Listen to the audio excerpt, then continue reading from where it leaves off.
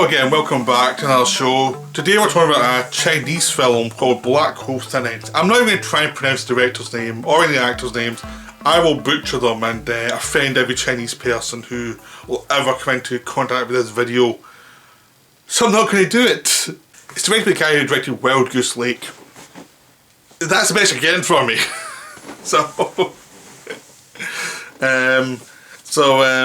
If you want good pronunciation, go to Who's It A Touch of Film. He'll pronounce everything right for you. Go to Asian Movie Enthusiast. They'll tell you how to pronounce the names. I will butcher them. My tongue is not good with any Asian names. I love the films, but I'm the person who offends everybody by my pronunciation, so I'm not even trying. But this is a wonderful film. I heard about it on one of the podcasts which I guested on with Who's doing the Top 10 Thrillers. You can find these podcasts every Friday night on A Touch of Film. You can watch them, the old ones. So this is something Who's mentioned, and I became intrigued and got it. And it's a wonderful film. It really delivered so much more than even I expected. Specifically because it goes against your expectations in lots of ways. Because it starts out seeming, when you hear the plot description, you think this is going to be like a psycho thriller melodrama, and it does not play out like that at all. It plays out as a character piece. So basically what happens is, it starts off like 5 years before the main story, with these cops finding all these body parts in the trash, like in these coal mines, and they're basically in all over the country and try to work out how the hell did these body parts go all over the country. How did you manage to get from place to place to put them out? Like, what the hell is going on?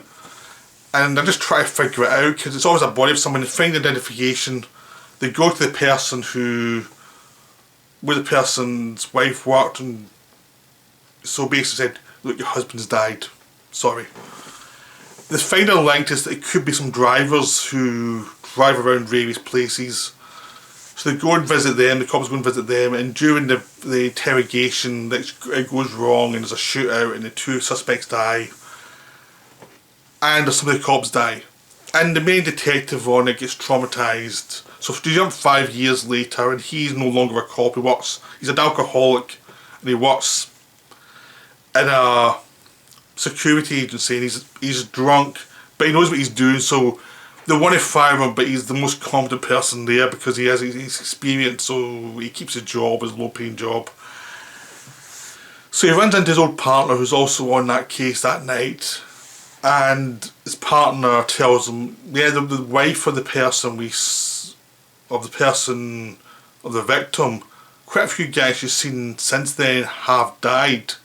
It's very weird when investigating it. So the ex-cop decides he's going to investigate it as well, just because it seems to be this thing's haunting him. He still needs to figure this out, because the case never really came to a close. It was just abandoned when those two guys died.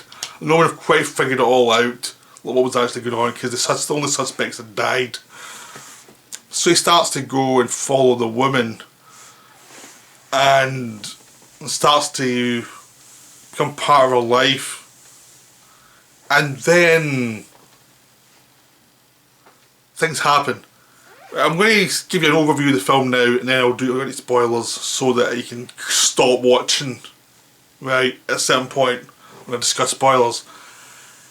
What's great with this film is it really does not go where you expect. It really is a character based film. It really focuses on character work and the desperation of our lives in China, the way that you get to see China as just a place where people go to work the same way they go anywhere else. Because China has been so cut off from the rest of the world, you can watch films from Japan, you can watch films from Korea, you can watch films from America, even the Middle East, and see rough ideas of what their lives are like there. I mean, Middle East's harder to find, but you can still get them. China, for a long time, felt like distance from you. It just felt a different place. It was the one place you couldn't really go. Now some Chinese films are coming out and you're getting to see a bit more China. That's the one that, for me, was like, oh yeah, China's It's not a historical epic or anything. This is a Chinese film about modern day China and the kind of working classes. You know, because a lot of times I found, maybe it's just my ignorance with Chinese films I've seen, a lot of time I felt it was a typical Chinese film was set in a village somewhere and was to do with the power structures and how people were oppressed the power structures and stuff like that. It never felt like they were going towards a modern living in any way. This one is about surviving in the world and surviving a job you're not particularly keen on, and how you avoid being depressed, and how do you avoid what do people do with their lives in a regime that's not exactly helping you with freedom. And you just see, as in most cases we've seen, like in like communist Russia and things, people go on their lives, they go dance and they go and do their things, they just don't be political. And so you get to see that world, you get to see the people just try to make food day to day. It's a wonderfully refreshing look at the general day to day compromise you get in any country. It's like, no matter what your ideal is, there's day to day compromises that you just have to live with, and no institution is perfect. People have their own ways of doing things.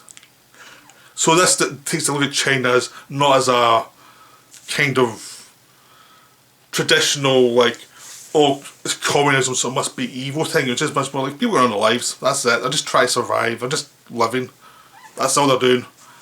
And it's wonderful. Again, I need to see more Chinese films, is a big thing you want to hear from this. Is like, yeah, he needs to see more Chinese films. I'm trying.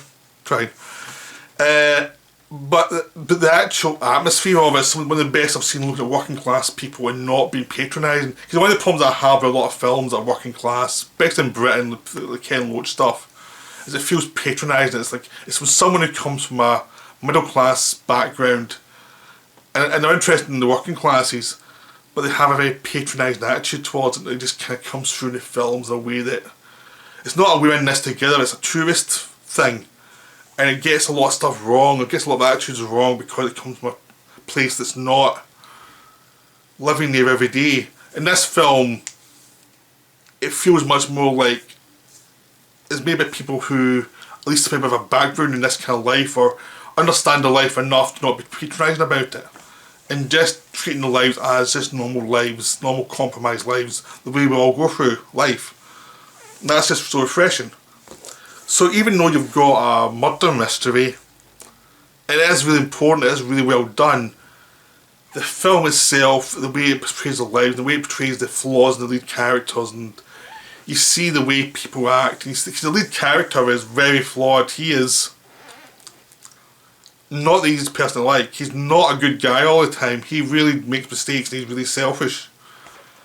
But he's a very good policeman and he's a very good investigator. So there's that mix. Some places he's functional, other places he's really dysfunctional.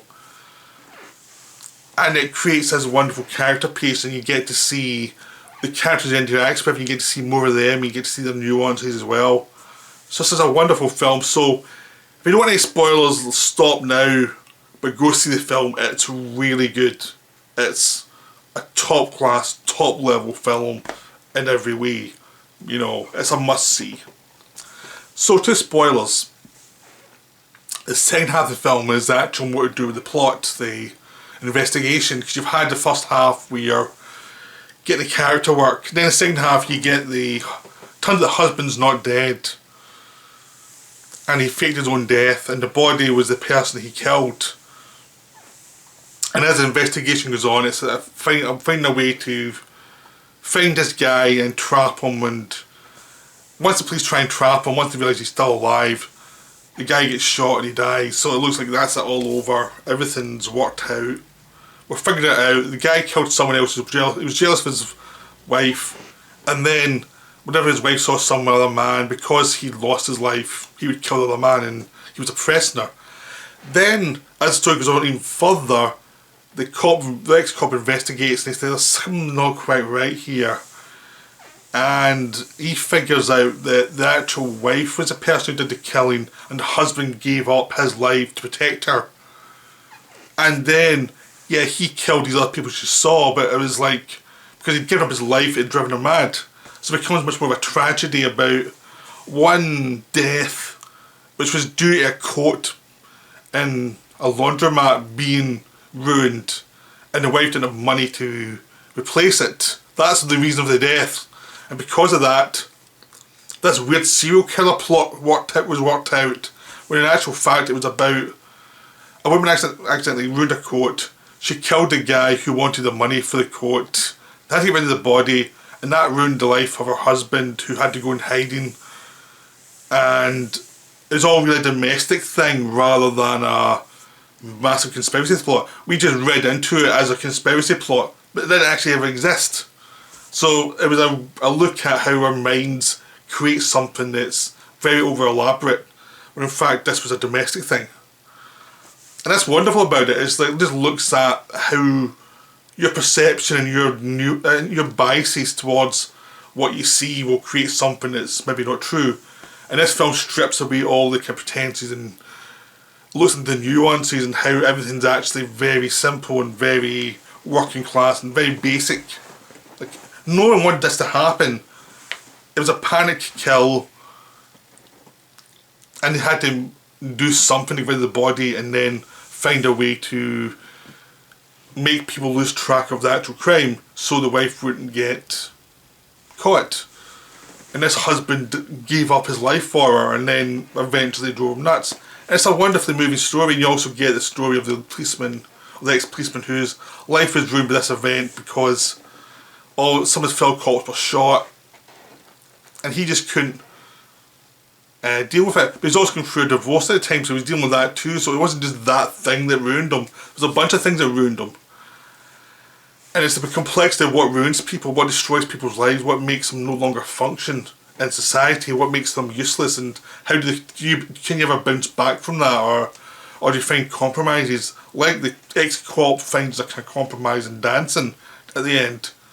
Doesn't mean he's going to get better or anything, it's just that he's found something that, okay, you can give him a bit of enjoyment. He's still the same guy with the same problems, but at least he's found something. The woman, on the other hand, could never move forward from her crime, so she was always trapped in this time zone. She had to go through the same stuff again and again and again, and she was never really getting to go over it. It's just a wonderful film about compromise and about the way people live their lives and how things can spin out of control over simple things, and simple actions can just cause havoc for everybody. It's just a beautiful film. I highly recommend it. Just go see it. It's so good. So it's just so wonderful. I don't have anything else to say about it. It's just so wonderful. Just go see it. So I hope you enjoyed this video. I'll be back soon with another one. Bye for now.